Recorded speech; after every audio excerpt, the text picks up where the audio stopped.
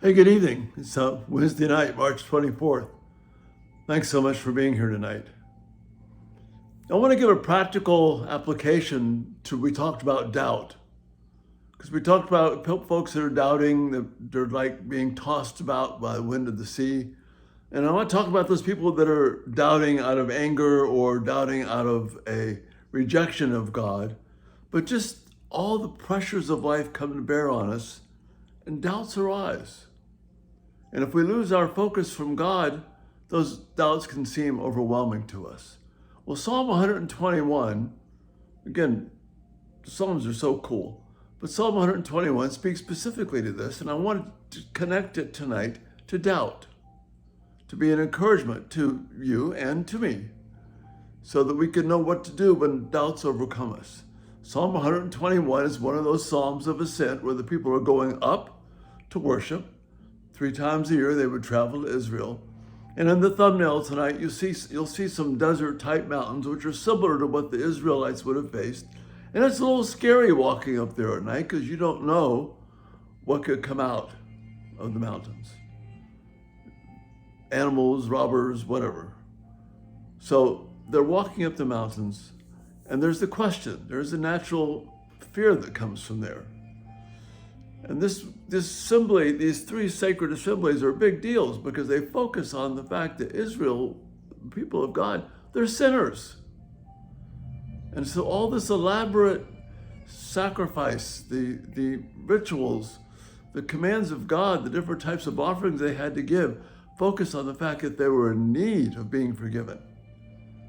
And of course, those things point to Christ. So all this is going through their minds. And where are they drawing comfort from? Well, they're not going to get comfort from the hills, from the mountains. Where are they going to get it from? How are they going to ease their doubts? This is what Psalm 121 addresses for us. I lift my eyes toward the mountains. Where will my help come from? Not from there. My help comes from the Lord, the maker of heaven and earth. See, that's our encouragement. Your help comes from God. He made all of this. That's an encouragement to us. He will not allow your feet to slip, which is what we worry about when we walk in, rough places, terrain at night. Your protector will not slumber. Indeed, the protector of Israel does not slumber nor sleep. Your God is always awake. He's always there, always with you. You can trust this for sure. The Lord protects you. The Lord is a shelter by your right by your side. The sun will not strike you by day, nor the moon by night. All the heat of the day, but all the fears that come at night. Notice now there's an encouragement. The Lord will protect you from all harm. He will protect your life. The Lord will protect your going and coming, both now and forevermore. In other words, He'll be right there with you no matter where you go. See the encouragement here.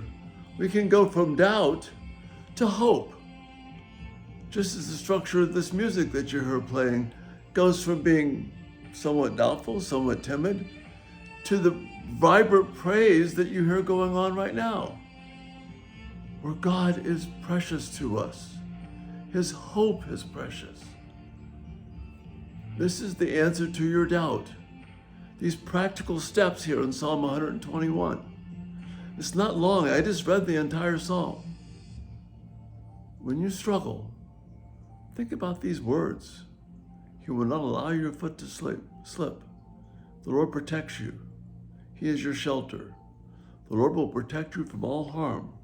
He will protect your life. He will be with you when you go out and when you come in, all the days of your life. Even in our doubts, we have this promise of God.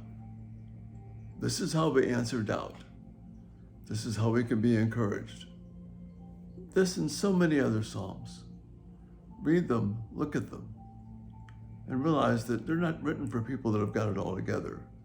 They're written for people like you and me who face doubt and worry and fear. And your God is right there with you. He never sleeps. He never goes on coffee break. He's always right there with you.